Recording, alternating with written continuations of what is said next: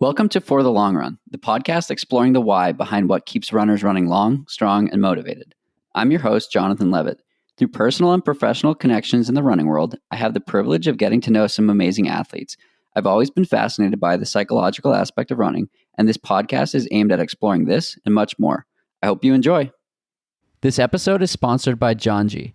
Janji is a local to Boston running apparel company dedicated to exploring, connecting, and giving back through running. Inspired by travel, informed by function, and built for adventure, Janji makes running essentials to equip you wherever you run or roam. The company was founded on the core belief that water is a human right and donates 2% of their sales to supporting clean water organizations around the world. I've known the two co-founders of Janji for over 5 years, and it's been a privilege to see them grow and increase the level at which they've been able to give back to the running community and to the world in general. Welcome back. I have Kristin Jenny joining me on the podcast today. Kristin, thanks so much for taking some time to chat. Hey, Jonathan. Thank you so much for having me. I'm excited to be calling in from Denver, where we just had our first snow a couple of days ago. So we're in full winter mode here. Very nice. You could say long time, first time, as I joked with Zoe on our podcast episode. Yes, so true. So first, before we dive too far into it, who is Kristin? Ooh, I love the way you phrase that. That's great. So first of all, Kristin is me, just so there's no confusion there. But I am a 24, almost 25-year-old long distance triathlete, currently living her best life out here in Denver, Colorado with my 2 cats and my wonderful husband. And I'm originally from the New York City area, which is probably why I talk so fast and so aggressively. There we go. So first, it's been a comically long process to coordinate this interview. So I appreciate your flexibility on the timing, and we've both had things pop up. So I'm glad we're finally here, and the recording is happening. So first, thank you for that. And I know we've talked at length about a number of different topics related to running and around running, but to sort of set the stage on that, do you remember your first run? That's a great question. I don't really remember like my first, I'm going to head out my front door and, go run around the neighborhood run. But I do have these really fond memories as a kid. Growing up in one of the suburbs of New York City, I was really lucky to grow up right behind a big like nature preserve and huge kind of like park area. It had a bunch of sports fields. And I have some really fond memories of just running like as fast as I can during a Pee-wee soccer game. It's like a little vignette in my head, but it's like I had this bowl cut and I was kind of this like bruiser type kid. I'm very tall. For those of you that don't know, I'm 6 feet tall, and I've always been a super like tall, like well-built kid. And I just have some really fond memories of really like that primitive run where you're just like a little kid and you're just kind of like flailing your arms and like running as fast as you can. So I think that's probably my earliest memory of kind of the joy and also the challenge that running has brought me throughout my life. And then that obviously progressed from team sports into triathlon, and then running just recreationally outside of triathlon. But I have some really fond memories just being this kind of like wild child running around this nature preserve during Pee-wee soccer and lacrosse games as a little kid, just kind of letting my bowl cut fly, Amazing. Yeah, the bowl cut was pretty popular back in the day. Yeah, it sure was. Rest in peace. And where did triathlon come in? Yeah, so both my parents are pretty accomplished endurance athletes themselves. My mom was a state time trial champion back in the day for cycling. She was a track cyclist, like on a velodrome. So I kind of first started as a cyclist. Actually, my mom would take me out and teach me how to do like hill reps and like cornering. And like, I always joke that I was the only like 10-year-old who had to go do hill repeats on her bike while my mom like kind of coached me.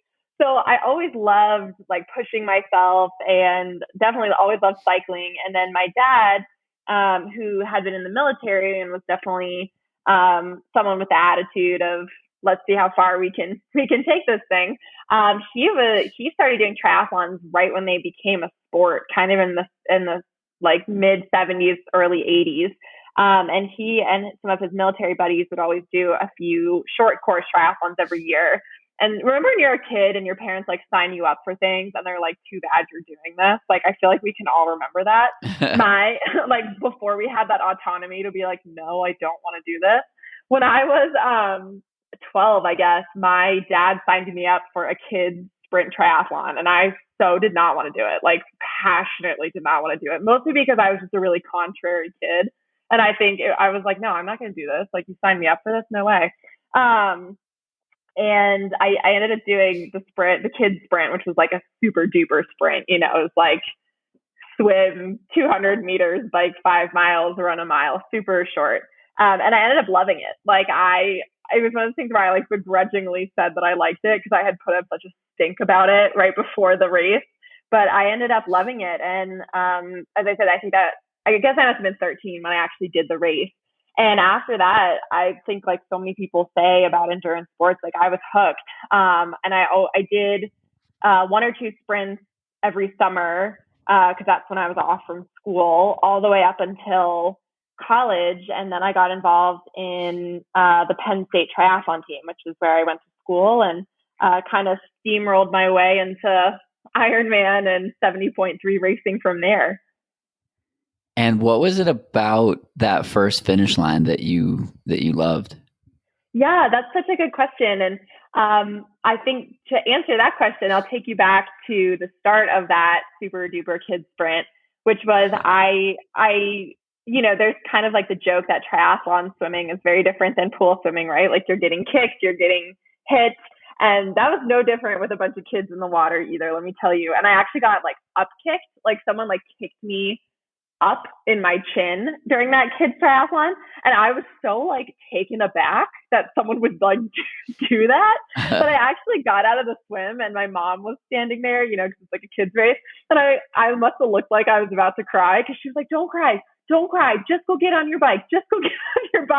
And I was like, okay, Mom.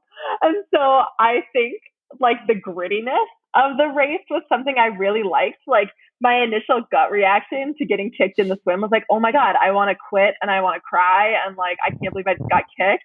But then it kind of sparked almost this little anger in me. I was like, well, you know, screw you. Like, I'm going to go get on my bike now and bike faster than the person that kicked me. And I'm going to beat them across the finish line. And so I think it was this kind of like self-supported, gritty feeling that I so enjoyed about that race. I mean, one thing that I love about triathlon is that while, of course, we're so grateful for the volunteers during race day, the spectators, you know, all the people that got us to the start line and to the finish line, ultimately, like, you decide if you keep moving forward or not. Like, you have to make that choice. You have that autonomy to throw in the towel or to like figure it out and keep going. And I think that at a very like subconscious level, because I was only 13, I couldn't really articulate that, but I really enjoyed that feeling of like, wow, it's just me, myself, and I out here getting me to the finish line. And it felt like such an accomplishment when I did, especially considering how quote unquote rough the race had started for me, you know? Yeah, I love that. I think that the ability to persevere and carry on is super cool within endurance sports and obviously applies to life. And the more you do it in endurance sports, the easier it is in life, maybe. Yeah. And I'm curious, do you remember your hardest race or a race that was like really, really challenging and didn't go the way you wanted?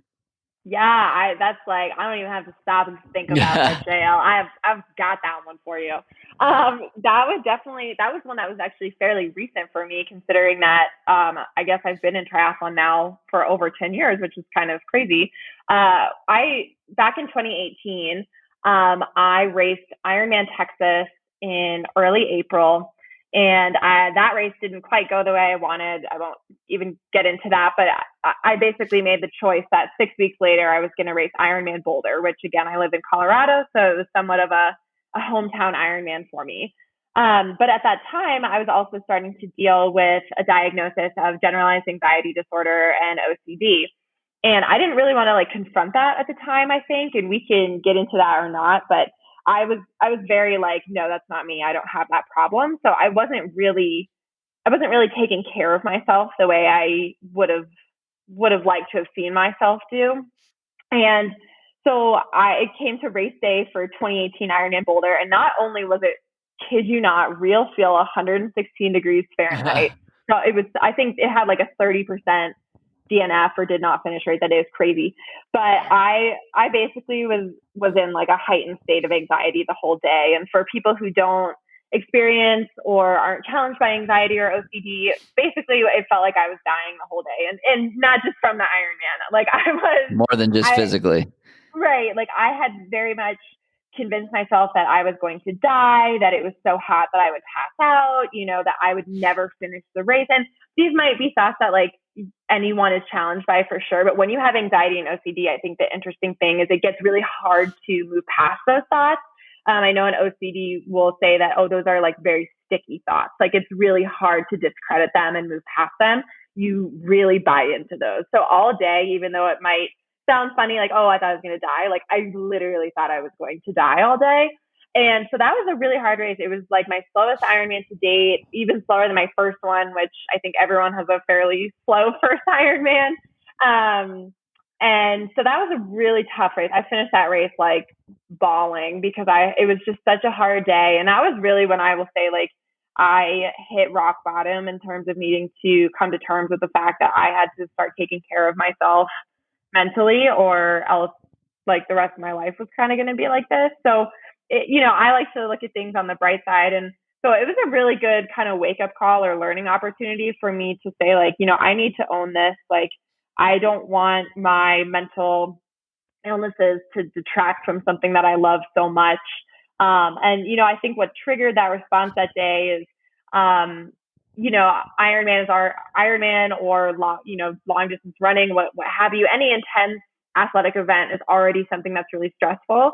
But for someone who has a legitimate like diagnosis of a panic disorder or OCD, it's like 850 times more stressful. You are constantly hyper focused and hyper vigilant about everything that could go wrong, or any little like pain or discomfort that you're feeling could be a sign that you're dying, or anything that might be surface level stressful. When you have a legitimate mental illness, it feels just impossibly like life threateningly stressful. So I think that was the hardest race for me. I pretty much walked the whole marathon, which is just really not fun. I would not recommend that.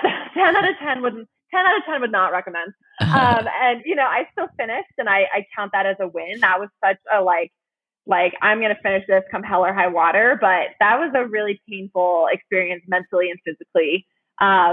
But it also served as a really good wake up call to myself. And I think to my now husband, like I need to step back and like reevaluate how I'm treating myself and how I can move forward to have a healthier life mentally ahead.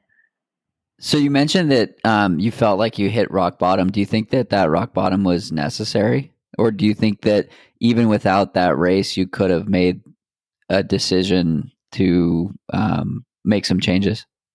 That's a great question. I love that you're asking that, because I think it's different for everyone. I think like I don't know if I wish I didn't have that experience, but I do think that for me, it was necessary to feel that level of all consuming panic and inability to even just be logical with myself, for me to understand like, wow, this is not just something that I can reason my way out of or ignore my way out of, which is kind of what I had been doing for a few months leading up to that with some other episodic bouts of anxiety or panic. I was just like, no, that's, that is not me. So I think for me to experience such an intense like day of anxiety where I literally, like I said, I literally thought like my life was in jeopardy almost. It was a full blown day long panic attack.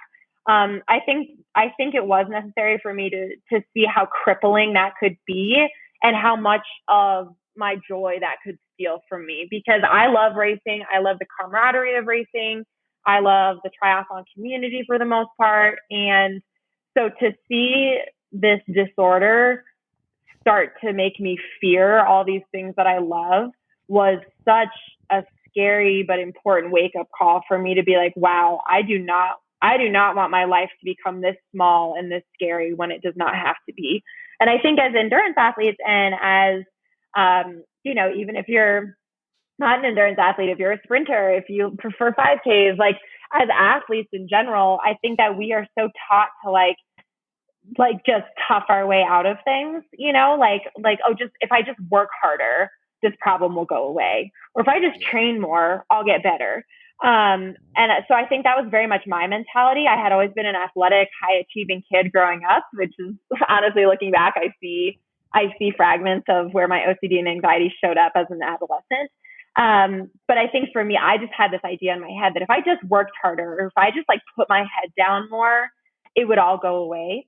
And so for me to see that that is really not the case and not how we treat mental disorders was really important for me, because I think otherwise I would have just stayed in this really like desperate gray area of not really admitting to myself that, just working harder or working more is not an answer. So for me, yes, but I would tell anyone that's listening to this who is maybe in a difficult spot with their mental health, or maybe they just want to like explore the questions floating around in their head, you do not have to wait for that to get help. And I think I had come from a background and an upbringing that really made me feel like I had to hit that rock bottom to get help or learn more about what I was going through.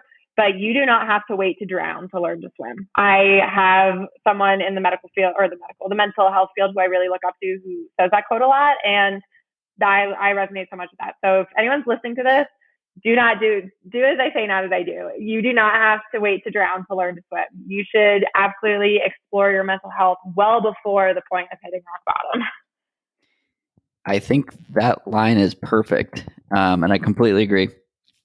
2020 has been an interesting year for a number of reasons. And one of them, many people are commuting less and have more hours in the day. And, you can look up and all of a sudden it's 7, 8, 9 o'clock and you're still in front of your computer. And personally, I've gone like too far the wrong way. Just like, oh yeah, I'll just work more. And trying to use that to like offset the, stress or anxiety or whatever you want, whatever definition you want to assign to it. And like last week, I caught myself before I hit, the wall, or I did hit the wall, but I caught myself before I went too far. And it's just like pulling back sometimes. And the analogy I like to use is you have to pull back so that you can shoot forward. And sometimes like that step back, whether it's physically, you're overtrained, or mentally you're burnt out or burning out or burning the candle or whatever. I think that's such an important realization. And like you said, you don't need to go too far in order to make a change. Totally. And I think it's so funny to hear you say that you just pull back to spring forward or slingshot forward. I think you told me that once when I texted you, and I was like, yeah, I'm just feeling really tired or overtrained. And you were like, remember, like you need to step back so that you can shoot forward. So it's definitely coming full circle here. And yeah, I just think like I agree with you on all fronts of 2020, athletically and mentally, and in our professional lives too. I'm definitely the same way. So I work in social media and digital marketing. So technically I could always be working, right? Like social media is not 9 to 5. And it's definitely been a challenge for me, especially on weekends or like early in the morning when I wake up. I'm like, oh, I'll just answer a couple like customer service questions, or I'll just do a couple things. So I definitely hear you. It's a lot to like turn off that aspect of our lives, or just like reconcile with the fact that it's okay to stop, because we're in such a 24/7, 365 culture. So I'm definitely a big proponent of, like you said, it's better to pull back even a little too soon than to wait until you're totally strung out. Yeah, I think that the sustainability in the long term, or for the long run, is self plug is so important. How have you used training in 2020 as a positive coping mechanism? Totally. So I'm really lucky to work with a fantastic coach, Mateo Mercur. He's based out of Boulder. So we've been able to not only see each other physically distanced, of course, and with masks to help me get some personal encouragement during 2020. But way back in March, yeah, like right after things went into lockdown, he and his coaching partner, Lauren Bally, created this very analog but very fun like weekly squad challenge because there's multiple of his coaching clients throughout the country. And it was these solo, like gritty challenges every week, like a 20-minute bike time trial or go out and run a 5K time trial. And I guess it was that feeling of like, I'm not doing, even if I'm doing this physically alone, I'm not alone because we kept this like, again, very analog, but very fun spreadsheet of all like 20 athletes' times and efforts Cool. For the week. And we had little like raffle prizes every week. And it was totally just like an inner squad thing. And again, like we're all over the country. There are people in Ohio, people in Los Angeles. I'm obviously in Denver. But I think it was really fun to actually kind of feel like I was racing every week. Like, you know, in a really friendly way, I'd kind of look at someone's time and be like, oh, like, I want to beat their time next week. Or, you know, I want to, if that person pushed themselves that hard, then, you know, shoot, I can push myself harder next time too. So I think right away, they really recognized that motivation was going to be something hard to come by in 2020. So really quickly, I give my coach a lot of credit. Like he addressed that super quickly. So I never felt really very devoid of racing or motivation this year, which I know has been a super big challenge for a lot of people and myself too at times. But I think training has really afforded me a nice structure in my day too, that I would be so lost without training. And, you know, sometimes we all groan when our alarm goes off early and we're like, oh, I don't want to run today or I don't want to bike today. But on the whole, it's definitely kept me grounded. I feel a little less lost, although in my mind, it is definitely still March. You know, it's March going on November.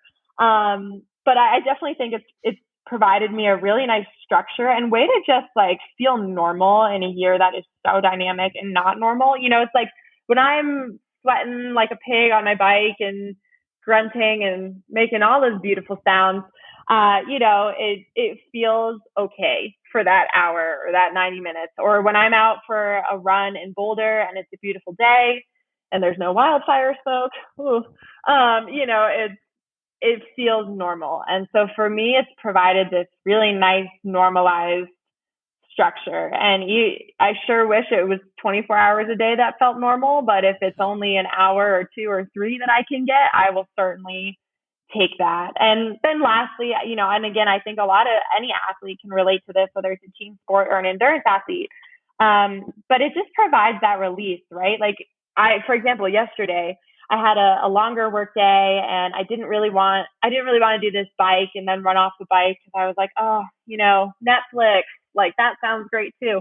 And so, but I was like, gosh, there's so many people out there who are just grinding away this year too. And like, I don't want to let myself down. And so I ended up kind of begrudgingly getting myself on the bike and getting myself through the run. But you know what, like afterwards, it felt so good because for that 2 hours or whatever it was just such a release. Like any stress from the day that I had was kind of gone because I was so in the zone on my workouts. And I kind of got to think through some things on a subconscious level that I probably wouldn't have sat down and really given much thought to otherwise. So I'm really grateful for my coach and the structure of training. And, you know, I think it's also been a good time too, though, to like back it off when you need to. There's no, unfortunately, but also fortunately, there's no big races right now. So if you need to just take a nap and watch Netflix, like that's cool too. Totally. Thanks again to Janji for sponsoring the podcast. I've enjoyed seeing Janji grow over the years, and their gear has only gotten better as time has gone on. I have a few pairs of both the AFO split and AFO middle shorts and highly recommend them.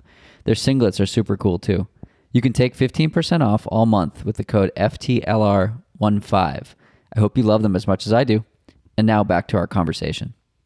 So it sounds like gratitude and appreciation for your body and what you can do has been sort of like a pillar in 2020 for you. I've found the same thing. And like in a year of like total unpredictability and roller coasters left and right, for me, the ability to run and bike and unfortunately not swim, has been like the only consistency I've had, and I've just been so grateful to like not get injured in this time. But I think that part of that is because like I'm sleeping and grateful Right. and eating and all these things that like contribute to longevity and long-term health.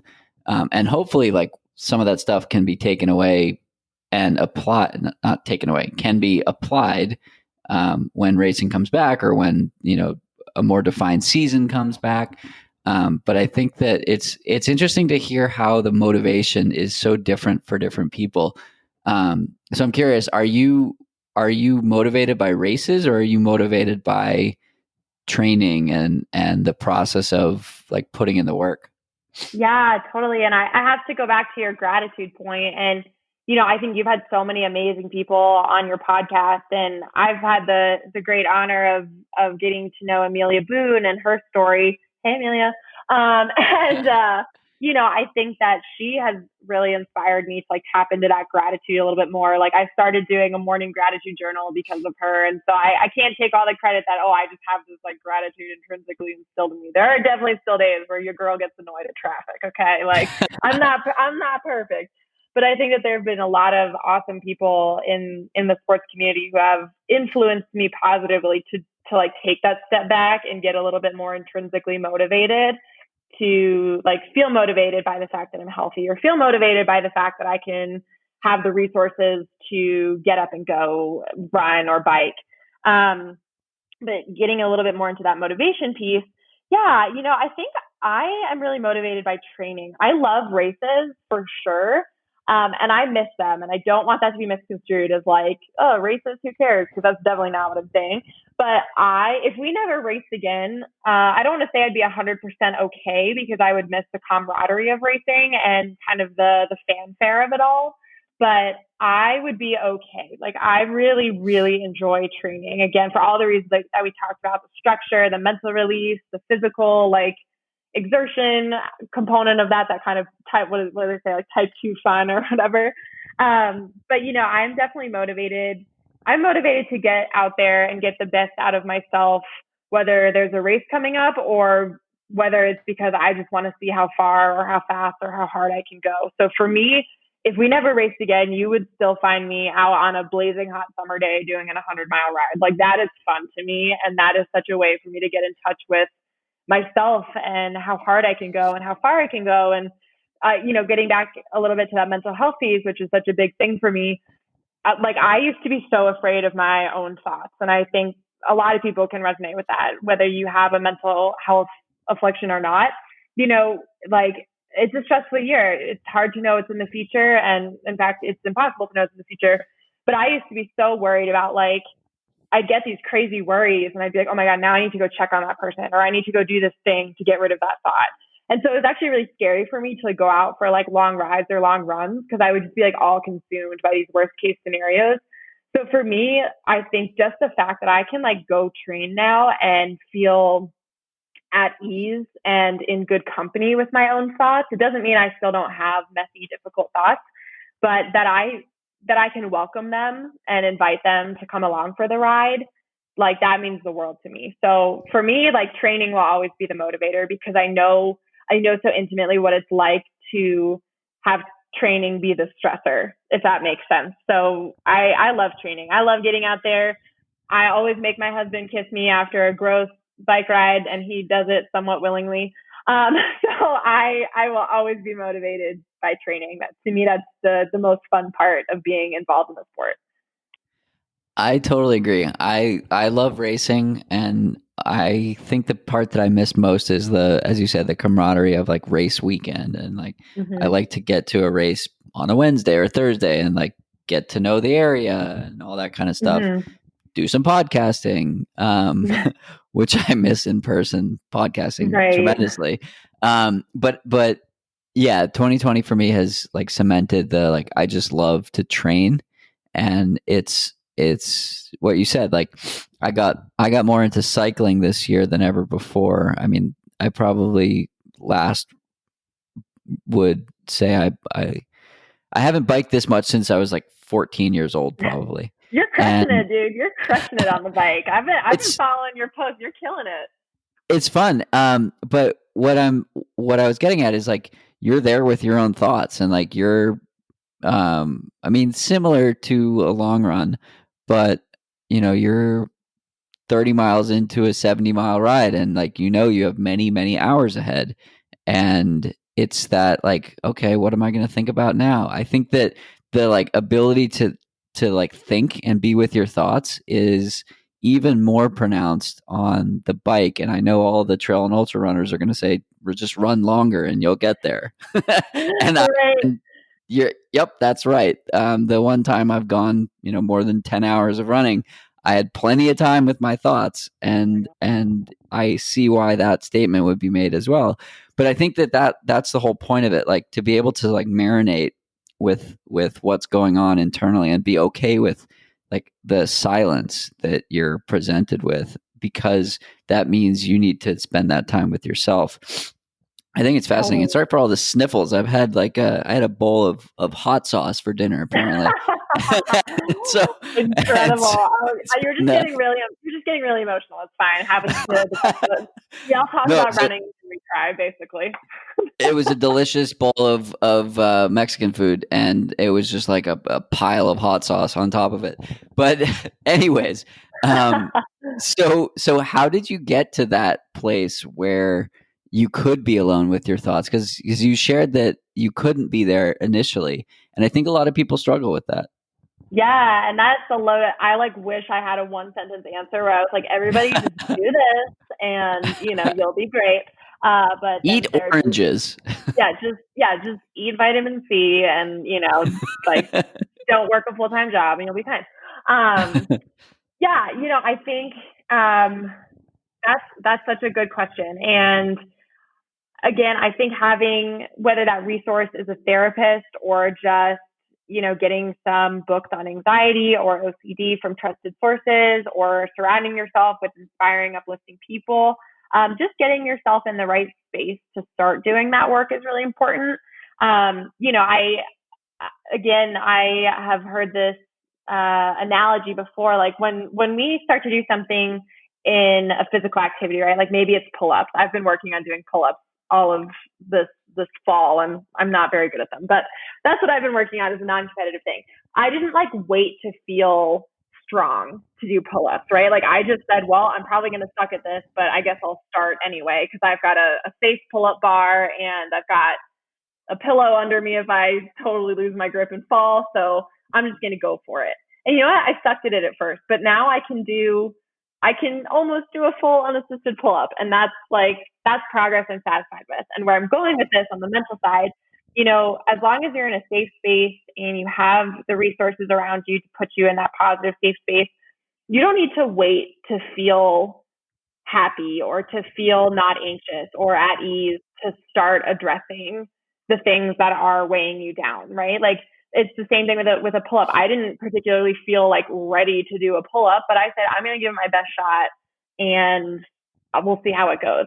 And that is kind of, I think, how my like mental health journey has been. It's like, well, shoot, I don't feel particularly ready to address, this past relationship trauma, but I'm going to give it my best shot and we'll see how it goes. And I think that just giving yourself that grace to apply curiosity to your thoughts and promising yourself that you will do your best to interact with them instead of shut them away and fear them is like one of the most self-compassionate acts towards yourself that you can have. I think just approaching those thoughts with compassion and curiosity versus anger and shame or frustration or guilt will really help you reframe the way that you go about processing and engaging with those thoughts. So I know that's kind of esoteric, but just recognizing that like there's no great fun time to sit down and be like, well, I would like to dissect my childhood trauma now. I don't think like if that's you, please message me because I want to know what that was like. But like there's no time I think where any of us are like, today is the day I'm going to sit down and solve my anxiety disorder, right? Like that's none of us. but just allowing yourself that grace to have that like curious exploratory experience with that messy, difficult stuff in your brain will just really reframe the way you're approaching those thoughts in a more positive light. And I think that is like one of the best starting points that you can give yourself, because it makes all the other tools and reframing exercises that much easier to implement in an authentic way moving forward. So I hope that like offers some guidance to people out there, just showing yourself that compassion. And sometimes it feels cheesy. Like, for example, I was in a pretty bad car accident a couple of years ago, and I have horrible driving anxiety. Like, I am that chick where when you pass me on the highway, I'm like gripping my steering wheel, like leaning forward. Like, that is me. And, but like, I used to get really angry at myself for that. I'd be like, why? Like, everyone else can just drive a car. Why am I so anxious when I drive? Oh, this is so stupid. I would literally say it to my husband. I'd be like, I'm so stupid. And he would be like, wow, that is so mean to yourself. Like, why don't you try to like be curious about what you're worried about? Or why don't you try to be kind to yourself? And so now when I drive, like, I will literally tell myself, like, you're doing great. You're killing it. You are winning the highway right now. And it feels really corny, but that will serve you so much better than berating yourself, even if it feels so corny, because trust me, like, I'm also a big fan of talking to myself. I will literally say that in the car and then be like, Kristin, girl, what's wrong with you? But like, at the same time, like, way better to hype yourself up than to dismantle yourself, right? Like totally. The worst that happens when you hype yourself up is you like giggle at how cheesy it sounds. But when you dismantle yourself, you are digging yourself further into a hole that just does not serve you fundamentally. So that, like, my biggest thing is like, where can you find the spots in your life where you can show yourself a little bit more grace and self-compassion, and start there with that curiosity and that grace and that self-compassion. Yeah. And you talk about just starting. It's inertia, right? It's like you don't need the full answer on the first day. You just need to do something. Yeah. Yes. And like, I have said this on other podcasts before, but my childhood best friend, who has had her own share of mental health experiences, I remember her texting me one day and she was like, have you ever thought about therapy, or have you ever thought about looking at like a mental health medication? And just that like gentle nudge to like consider it meant the world to me, because I was so resistant and I was so like self-hating at that point that I wasn't even thinking of things that could help me. I was so committed to like tearing myself down that I didn't feel particularly like ready to go be nice to myself or to go like sort through these thoughts. But that little nudge was like, all right, I guess I don't feel ready, but what's the worst that could happen? Like, I'll go give it a try. So I think just knowing that there's never going to be like a big neon sign in the sky that's like, Jonathan, you're ready now. Like, just knowing that you can choose to pursue mental health anytime you want. Truly. It's just about taking that step. There's those memes that say like, if you're waiting for a sign, this is it, and it's like like dude holding a sign is the account. Yeah, literally like my philosophy on mental health is like, if you're looking for a sign, I'm telling you now, for the long run, this is your sign from me to you specifically. Sponsored by Kristin. Sponsored by me. So one thing that I'm fascinated by, switching gears a little bit, I could talk about mental health for hours and hundreds of podcast episodes. Oh wait, I have. So switching gears a little bit, you work in the endurance space and you work in the outdoor space and work with athletes. You're a writer.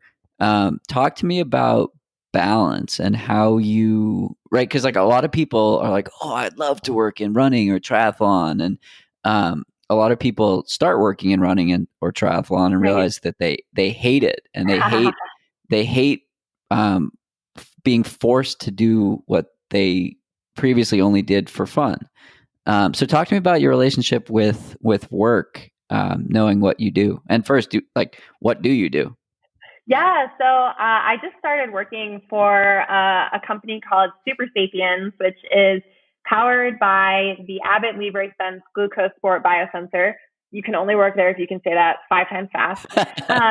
But the Super Sapiens app empowers athletes with real-time glucose data and provides deep and actionable insights so that you know exactly when to fuel and what to fuel with to achieve your next peak performance. So we're kind of taking the concept of a continuous glucose monitor and applying it to athletes, which is a super cool, innovative space to be in. So first of all, I'm really grateful to be not just in the triathlon and endurance industry, but like on the cutting edge of that industry. You know, we're not reinventing the wheel. We're inventing a whole new shape. And that is a really cool place to be. So first of all, I'm really grateful to just be in a really innovative part of the industry, kind of in almost that biotech space.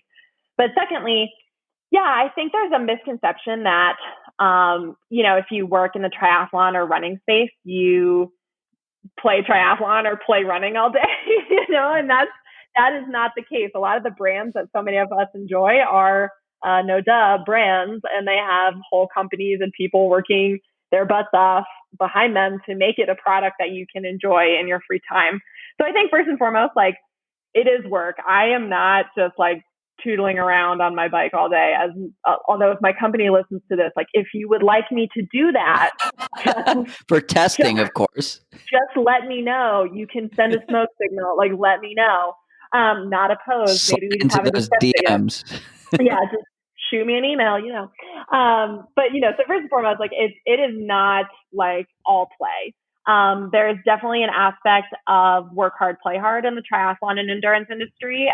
Most of my colleagues and people I've worked with in the past, they are also up at 4 a.m. to do their run or their swim or their bike or their weightlifting session. So it's definitely like, it's an industry with a lot of type A people, which I think is important to know going in, because, for example, I'm a type A person, right? And when you get a lot of type A people in the room, it explodes.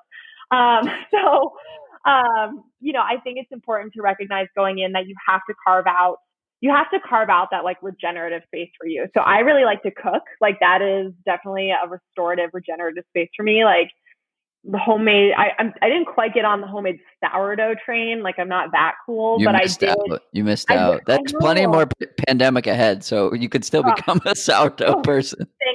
Thank God. I was so worried. But I do love making like homemade bread and, trying new dishes from all over the world. So to me, like, when I am cooking, like, it sounds funny, but it's like, when I'm cooking, I am not answering texts. I'm not checking my email. I've got like my Italian opera music going. I'm like, this is very cathartic. You cannot bother me right now. So for me, that's cooking, or, for other people, maybe that's a yoga class a couple times a week. Others, that might be reading. But I do think, to your point, like, it can't be all running all the time or all triathlon all the time. Even if you love the sport and working in that area, you just can't. It's like, it's overload, and it's like too much of a good thing becomes a bad thing. So for me, it's about finding those little like safe havens during the day where I can kind of put away the phone, put away the email, put away the bike, the run, all that good stuff, and just do something that is purely to like nourish my soul, so to speak. But I also think it's important, as a woman in sport and industry, to know when to advocate for yourself as well. I've certainly been in positions where I've had to speak up and say, hey, actually, I think my opinion as a female athlete is valid. And so to all the women out there, like, listening to this, I would say also, if you work in this industry, like, do not be afraid to advocate for yourself, whether that's higher pay or to be included in important meetings. And I kudos to my current employer. I've certainly not faced that with them, but I have at other places in the past. And so again, I think it's a good opportunity to practice advocating for yourself, because you know what, come race day, if you want to scoot your way up in the corral, you got to know how to advocate for yourself. You know what I mean? So it's definitely I'm faster than you. Yeah. You got to own that. You don't want to stand behind the guy that's like wearing 800 pounds of gear and he says it's all like infused with carbon, so he deserves the top spot. You got to know how to push your way past those people. So yeah, I think it's important to love what you do. And I'm really fortunate to work in an industry that combines like my passion for sport with what I get to do 9 to 5, so to speak. But as you said, if I did that 24/7, I don't think I would ever race another triathlon again. You do have to carve out that space to do things just like for pure joy, right? And in 2020, like, how many of us can really say we've done something just for the joy of it in the last like month, right? Like, this is your message that it's okay that if tomorrow you want to go do something just because it's fun, you don't have to feel guilty about that. Like you can still carve out time for fun and joy and self-reflection, and you don't have to feel bad. You don't have to check your email either. You can turn off the email. So Totally. just carving out those times where you can kind of disconnect from the industry and the sport as a whole, I think is what will inevitably like keep you coming back to it, right? Like when you can step away from something, you want to come back to it. So Yeah, just making pulling sure back that you, to spring forward. heyo, I think the podcast just came full circle. So just making sure that you can do that day to day is super important. Definitely. So talking about pure joy, is this now where we discuss puppies? Yes, I have been watching the timer and I was like, when is the puppy discussion? So I'm so thrilled that we're here at this point now. So the joke, or it's not a joke, it was real life, but we were talking before this podcast. Kristin saw an 8-week-old golden puppy as well, and so I was like, oh, I saw I think 10-week-old golden puppy yesterday. My chiropractor, Brian at Forward Spine and Sport here in Boston, just got a puppy, and his puppy happens to go to the office. And so I was laying on the table with Kingsley, the little golden, laying on me. I was playing with her paws, and she was asking for belly rubs and getting work done on my legs. And in that moment, it was like the most calm I've been since February. And it's like, oh my God. Heaven. This is it. This is heaven. Like I could die right now and be satisfied. No, but I think we absolutely need to find things like that, whether it's a puppy or whether it's cooking or whether it's like whatever it is, when you can just be fully present. And I talk about this with my coach David all the time, just like presence and appreciation and like being mindful in the moment of the moment. It's so powerful, and it brings us out of this like dumpster fire that is social media sometimes, and like the news and all this stuff that is so frustrating that we feel like we don't have control over whatnot. But like get back to those things that bring us that fulfillment and joy, and like program it into your calendar if you need to. Just like do these things that you know bring you this type of fulfillment. And if it's petting puppies, put that on your calendar. Put that on your calendar. I want to see all of you having blocked off your calendars with like puppy petting blocks. Yeah, tag me in that, please. Yeah, that's the kind of content I'm ultimately here for. So yeah. I totally agree. And you know, when you talk about presence, like there are times where like I'll really try to like get into a present state or flow, whatever you want to call it. And you know, like after that moment of time, I'm always like, whoa, like it really feels like my brain got a little massage. So, you know, it's really, really hard to practice being present all the time. Like, again, it's kind of like the whole pull up analogy, like just try it. You know, if it's for a minute or 5 minutes, just really focus on like the 5 senses and how you can tie into all of those right here, right now, even if you can only do it for 30 seconds, because it really does feel like a little mind massage. And couldn't we all use that this year? Absolutely. A mind massage with puppies playing with you at the same time. That sounds so good. So the other piece I wanted to ask about was your writing as well. Where did that start? Where did that come from? Thank you so much for asking about that. I still, you know, I follow a lot of journalists on Twitter, and one of the good parts of social media, right, is like you can connect with so many people that you would otherwise never have known. Like, it's funny. Sometimes I'll tell my husband, I'll be like, my friend, and he's like, where did you meet this friend? I'm like, well, the internet. Twitter, we're Twitter friends. But you know, like I follow so many amazing journalists. And so I think when people say like, oh, you're a writer, I'm like, well, I still don't like see myself as a writer. So I'm so flattered that you asked, but I have always loved telling stories. Like as a little kid, I used to sit in the back seat of the car and like sing about whatever was in front of me. Like I'd be like, we're going to the grocery store and the car is too hot and there's a cat on the sidewalk. Like I would like make up these little like songs about what was happening. And I think that was like kind of the weird childhood start of like my storytelling career. I just love telling other people's stories. I love sharing my own stories. And I've been really fortunate to, once again, kind of tie that back into my passions, which are sport and mental health and helping people to live kind of their best life. I so admire these investigative journalists. Like, I know you follow her too, like AC Shilton. She is such an incredible investigative journalist. And I'm like, I just know that I do not have the stamina to do all those like freedom of information requests that she does. So I mostly stick to like storytelling that does not require that level of detail. That's for the really cool journalists out there. But I've been super lucky to get to talk to some of the best people in sport. You know, again, Amelia Boone, who I know has been on your podcast. I just got to interview her a couple of weeks ago for an article about trail running.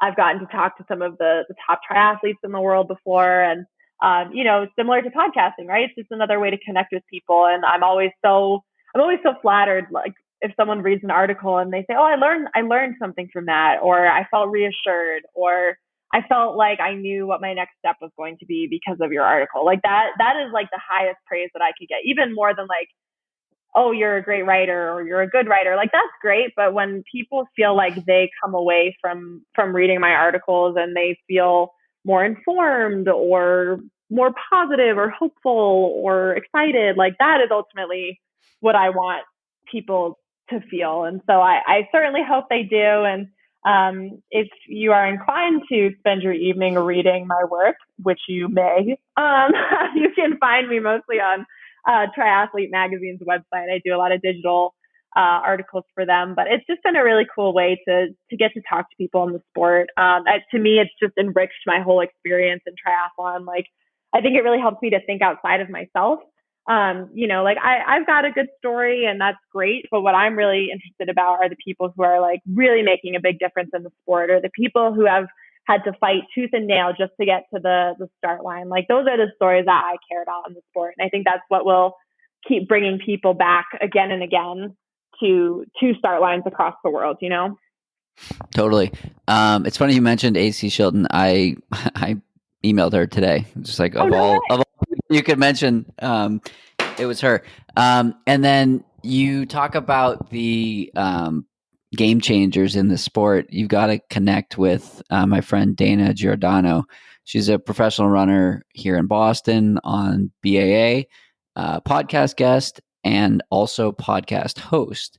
She hosts a podcast called More Than Running, and it's focused on female movers and shakers in the industry. And she's had some rock stars on there, and also some lesser known people with amazing stories.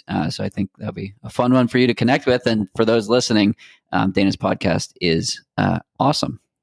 Awesome. Yeah, I have to apologize. My cat just jumped into my lap and stuck his butt in my face. So I was kind of like, oh, writing. Sometimes I write, like, because I have this like, cat butt in my face. But yeah, I think writing is such a good way to connect all of us. And, you know, again, similar to social media, like it's just a way to learn about stories that you might never have heard about otherwise. And it's cathartic to me. I love connecting with people. And, you know, I got to talk with like the head of sleep surgery at Northwestern a couple months ago. I didn't even know sleep surgery was a thing. It deals with like sleep apnea, but it was so cool to like learn about this doctor's motivation for helping people sleep better and live a better life. And it's like, wow, I don't know if I ever would have like tied that together really. So it's just such a cool way to connect with other people and, you know, learn about like their triumphs and their struggles and their achievements and all that really good stuff. And hopefully encourage people to like, I don't know, engage with their communities a little more. Everyone has a cool story out there.